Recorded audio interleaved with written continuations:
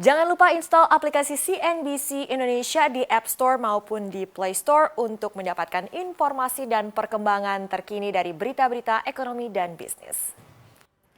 Pandemi COVID-19 membuat pemerintah harus lebih kreatif lagi dalam menggenjot penerimaan negara. Berbagai wacana mencuat, mulai dari menaikkan PPN hingga kini terdengar wacana tax amnesty jilid 2. Usulan ini akhirnya menyebabkan pro kontra. Lalu apa alasannya? Kita akan bahas singkat dalam utak-atik tax amnesty jilid 2. Kita langsung lihat slide yang pertama. Kita akan bahas dampak tax amnesty, tapi sebelumnya kita akan lihat dulu seperti apa dasar hukum yang menjadi landasan di era pemerintahan Presiden Joko Widodo ini. Nah, undang-undang yang mengatur soal tax amnesty adalah Undang-Undang Nomor 11 Tahun 2016 tentang pengampunan pajak. Kebijakan ini diterapkan saat itu untuk meningkatkan penerimaan negara dan juga mendorong pertumbuhan ekonomi.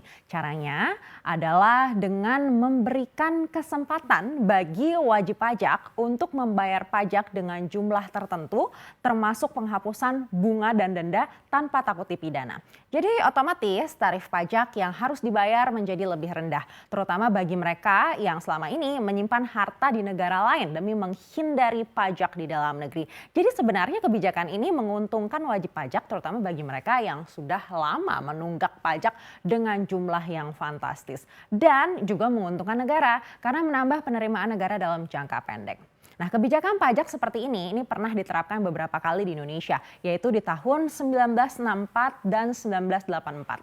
Tapi penerapan tax amnesty saat itu dinilai gagal oleh para ekonom karena tidak didukung dengan sistem administrasi dan basis data perpajakan yang baik juga tanpa penegakan hukum yang tegas sesudahnya. Sedangkan di 2008 itu sempat diterapkan juga sunset policy sebagai salah satu jenis terobosan Ditjen Pajak juga untuk memberikan penghapusan sanksi atas keterlambatan penyampaian SPT saat itu. Nah, kebijakan itu justru dinilai sukses begitu ya untuk menambah jumlah wajib pajak dalam jumlah besar. Kemudian di era Presiden Joko Widodo pada tahun 2016 ini juga sudah dilakukan tax amnesty. Ini lalu juga menjadi salah satu sorotan ketika wacana tax amnesty ini akhirnya muncul lagi di tahun 2021 ini karena beberapa ahli menilai tax amnesty tidak boleh terlalu sering dilakukan.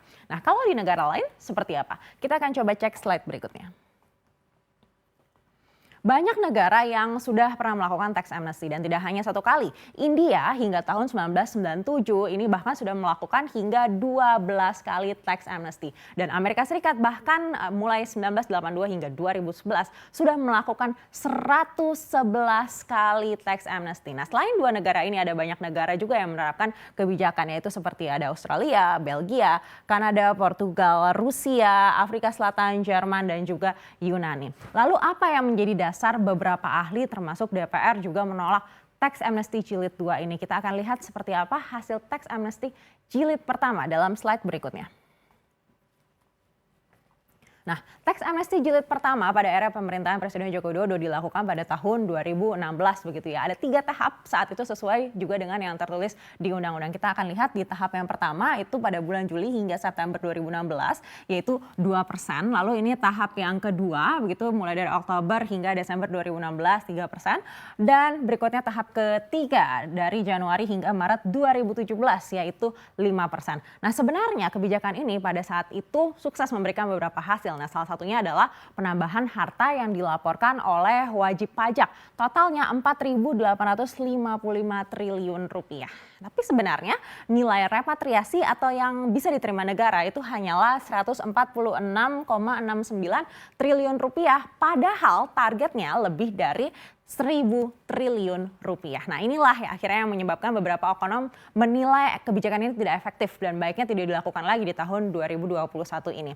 Tapi di sisi lain, pandemi membutuhkan banyak sekali dana dan pemerintah membutuhkan exit strategi yang bisa diterapkan dengan cepat. Nah, kalau menurut staf khusus Menteri Keuangan Justinus Prastowo tadi penerapan tax amnesty ini seperti minum jamu begitu ya, supaya sehat kita harus meminum jamu meskipun rasanya pahit. Tapi apa saja pro kontranya? Kita akan coba cek dalam slide berikutnya. Nah, tentu saja memang kalau setiap kebijakan biasa ya terjadi pro kontra. Kita akan lihat dari segi pro-nya terlebih dahulu. Seperti yang sudah saya sampaikan di slide-slide sebelumnya juga. Tim pro tax amnesty ini menganggap langkah ini efektif meningkatkan penerimaan negara dalam jangka pendek. Seperti yang kita tahu, pemerintah harus memastikan penerimaan negara tetap terjaga di saat pandemi memberikan dampak luar biasa pada perekonomian. Tidak hanya di negara kita saja kok, tapi juga secara global begitu ya. Nah, faktor kedua terkait dengan dunia usaha yang memang kita lihat juga memang sudah mulai bangkit kalau dari indikator ekonomi. Tapi kan tentu butuh proses juga setelah sebelumnya terkapar signifikan karena virus COVID-19. Jadi diharapkan adanya pengampunan pajak ini bisa meringankan beban pengusaha yang juga sudah terhimpit karena corona begitu ya. Lalu juga beberapa ahli menilai langkah ini lebih baik daripada wacana lainnya. Salah satunya wacana menaikkan PPN yang sebelumnya juga sempat mencuat karena menaikkan PPN ini dianggap akan berdampak lebih luas pada harga barang di pasar di saat daya beli masyarakat masih belum pulih sepenuhnya. Nah, lalu tim kontranya bilang apa?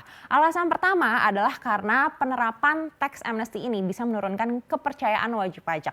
Di tahun 2016 sudah diampuni, 2021 diampuni lagi. Kalau begitu buat apa lapor? Nanti juga berikutnya ada lagi pengampunan. Kita tunggu saja yang berikutnya, kira-kira begitulah ya. Dan ada juga pengusaha yang menolak tax amnesty dengan alasan harus menghargai pengusaha yang selama ini patuh pajak dong. Nah, ini berkaitan juga dengan faktor kontra yang kedua. Lama-lama akhirnya jadi tidak patuh lagi. Buat apa patuh? Toh yang nggak patuh juga nanti diampuni.